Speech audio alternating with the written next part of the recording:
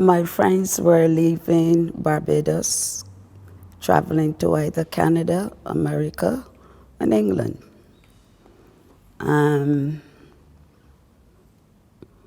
I decided to come because I just wanted something different, more or less to explore. If it's good enough for them, I'll try and see what it's like. But at the time, I had started my career in nursing. I didn't come here to get a job because I did have a good job training to be a nurse. But being the type of person I am, I got my own way. So my friends and everybody was over here, family as well. So I came to England on saying that didn't have any problems with coming to England. No, it's a different life. My sister was over here. A brother was also over here, cousins and things like that.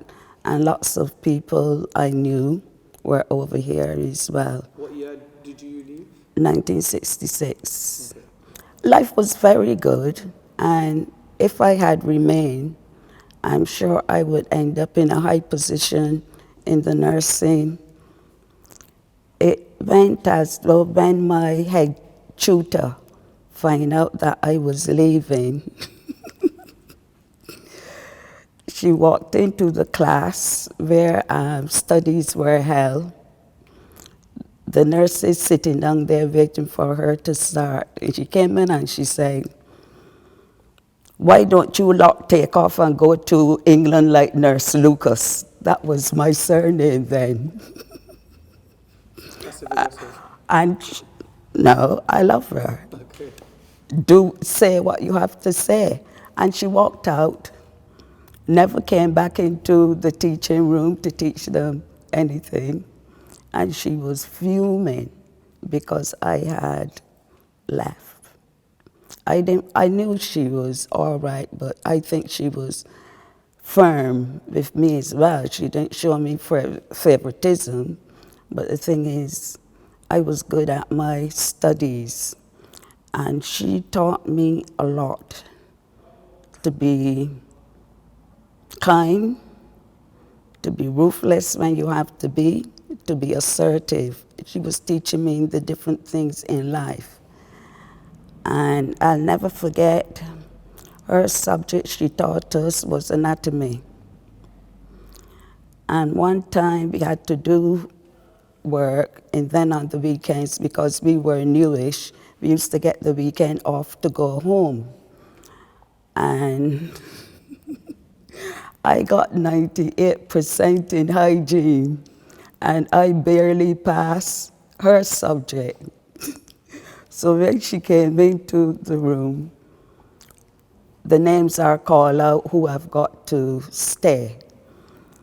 And when she get to me, "Oh, I'm feeling great now because I passed all of the subjects." And I've never been brought down to earth like this in all my life. And when the others had to stay, and I thinking, right, I am gone. What we would do is just go into town, get an ice cream or something, because it's our time now. She said, "Nurse Lucas, you can stop behind with the others. If you can get 98% in another tutor's work, I expect it in mine as well."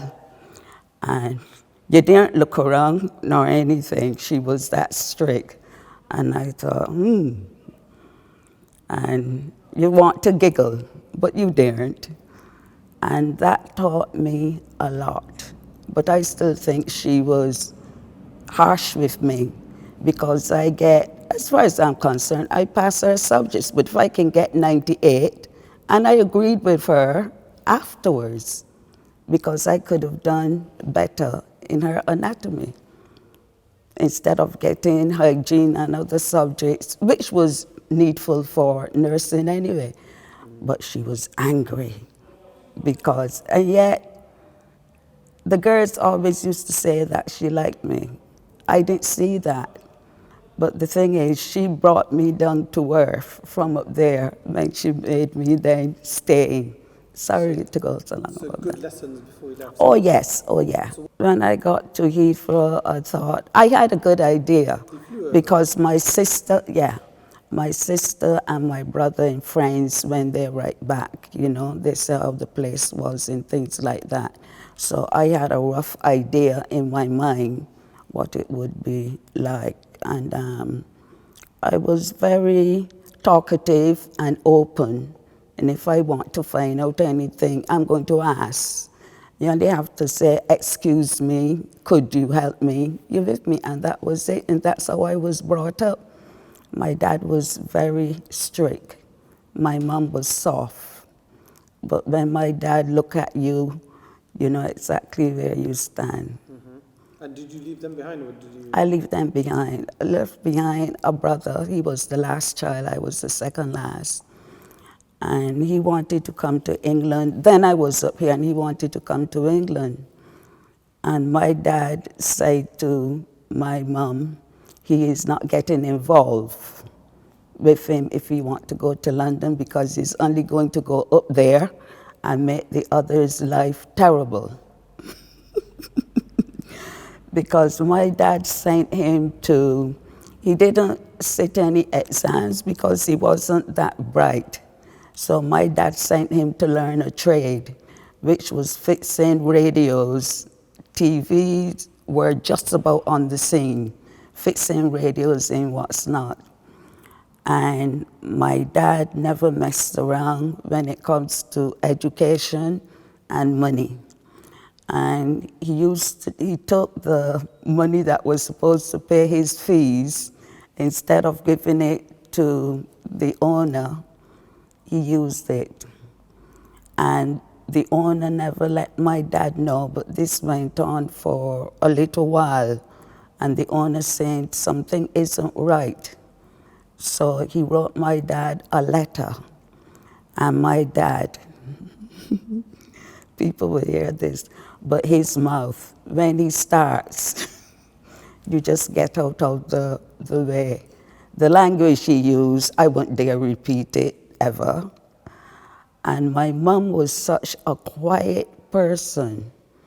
And he said to my mom, he would never ever give him a penny as long as he is alive. My mom didn't, well, she can say it, but she didn't really had any say in it, to keep the peace.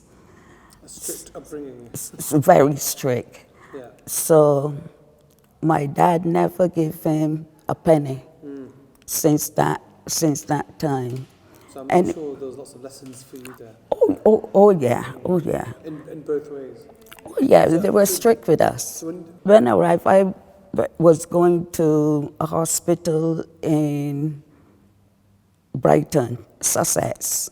So we were taken on a coach then to the station to take us then to Brighton, and we had to change somewhere. But there was someone there to tell us, you just ask you with me, but we were well looked after and told what's it. When we got to Brighton now, and we got off, and this chap came up, and I knew you with me, they'll help you with your luggage and what's not, and you tip them. So when he tell him which place I was going, which hospital I was going to, and he says, yes, bless him, what's not, put me in a taxi, and I gave him a tip. And to me, I gave him a florin 2 and 6, it was in them days, it was worth. So when he said to me, are you sure? I says, yeah. And I thought to myself, you don't think that you know the money? But I knew it was a bit over, but I gave it to him. Took me to the home, he rang the buzzer, and he stayed there with me till someone came out and made sure and see that I was in the building, the right place and everything. And that's when my life started in Brighton. I stayed there roughly about two years, 2.5 years. I didn't know anybody at all in that county, Sussex was. I didn't know anyone there. My family were in Leicester. My friends were in London. The feedback that I get from with the hospital was quite favorable. I didn't come to Leicester because I can look after me and I can be a level-headed person with what I want. I knew I can always come to Leicester, go anywhere on a train because we don't have trains in Barbados. They are much faster and what's not, so that didn't bother me. Well, in Brighton, we had to do different training at different hospitals because we had infectious hospitals where you had things that you can catch. So we had to do part of our training there. And another hospital, that was a specialist place. Then infectious diseases, that's one we went to. And another one that we were at as well is geriatric, which I won't go into, but that was a great experience as well. You're seeing all different sides of nursing. And we used to just pack our suitcases. They would be put downstairs for us. A van would come and take them to which place we've got to go about a day or two before. We were looked after. Then we dressed in our nurses' uniform and what's not. When we went into Brighton one day, walking around, we never met anybody that's black. All it was just white people. And it made you felt a bit, well, so be it.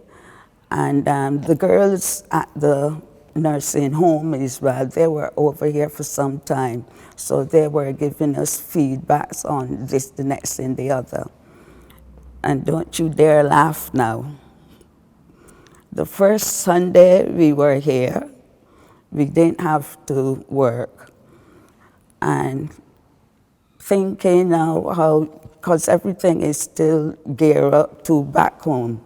And on Sundays, we went to church unless you were working. So anyway, we asked the girls like what church is nearer, Anglican and what's not, and blah, blah, blah. So we going to church. So we put on our Sunday best, those who didn't have to work, and we went off to church.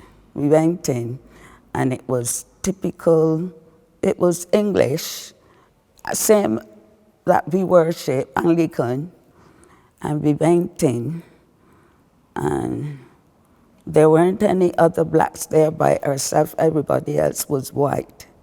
And when they come in and see us, it was like we now walked in, morning, you with me? That's what we would have said.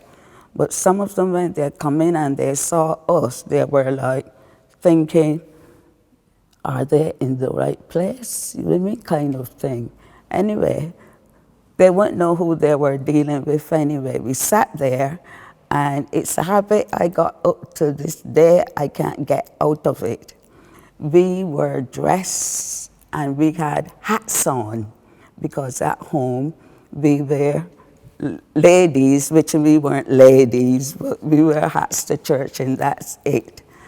So anyway, after the service, one or two, but they were looking at us, you know, and it would make you feel uncomfortable. I didn't. But on my days off, if when I was at that hospital, I would go up there and I would worship. And my wedding bands were right out there as well. So I kept going and going and going, so it never bothered me. Especially in those days as well. It isn't like it is today where it's so used to, even although it's not. So therefore as well, it just shows that one as a person has got to work hard and put effort in if they want to be with me. I could have stayed there and not talk or something like that. I wanted to know. So this is the way it goes. Similarities is It depends on where you are, because when I used to come up to Leicester to see my sister and brother, when my sister, yeah, and I was spoiled because my tickets used to come down, posted down for me. I didn't have to pay. She used to see to everything. So I was spoiled in a way. And when I come up here, I was taken to the hairdressers because the hairdressers are black. So they know about our type of hair. So I was taken to the hairdressers. I was taken in town to go shopping because working, spending money on my pay, which wasn't much really. But again, I didn't have, when I get my pay, it was mine. I didn't have to pay rent nor anything like that because that would have been taken out before I got it. So I was spoiled by my sister. I have no problem with food because up here, being as black people were around for a while, the people click and realize what food that they wanted, because when my sister then came up, they were telling us about the food, the same like at home that they can get up here. So there you are. The music was, English music was lousy. You know, we like our calypsos and what's not. But the thing is about it, we used to go to dances that were like black people's dance. But the thing is, white people used to go there as well, because in a certain time, you saw the blacks and the whites mingling together and come and join. And funnily enough from there, I've got two brothers over here. Both of them are married to English girls. I've had 3 sons, and they ended up with English partners as well. As far as church is concerned, I would say I'm a newbie, more or less here. I've been only here for 4 years. Some people have been here like 20 odd years, so that's why I say I'm like a newbie. But funny enough how it worked out, it didn't take me long. I came, and in a short space of time, I was asked about joining the PCC, which is a group that organizes things and look after the interests of the congregation and what's not. So before that, I really prayed a lot, and I asked for guidance. And I ended up, and I felt a bit, my sister used to come to church here. And every Sunday I was thinking, this is what you used to do at home.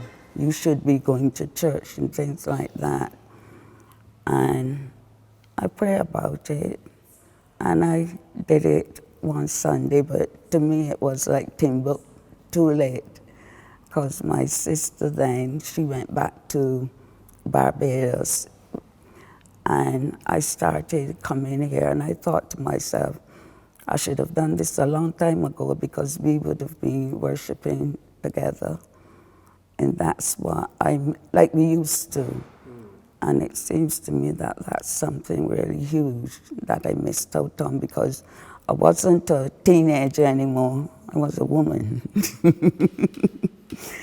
You mix in whatever, you go with the flow. Right. But if I don't like something, I'm going to tell you, and that's it. Sometimes it will be in a nice way, and sometimes it may be harsh, tough.